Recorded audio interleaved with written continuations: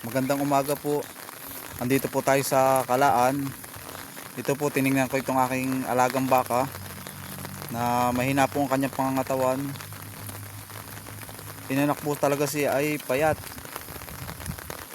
Ngayon naman po ay nakaka-recover na. Gawa ng akin po siyang pinurga ng balbasin nitong pong nakaraan. Siguro po may 2 weeks na aking pinurga.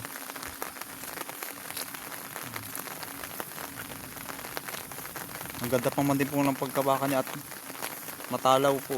Mahaba ang bias. May gipot siya at lumakas ng kumain.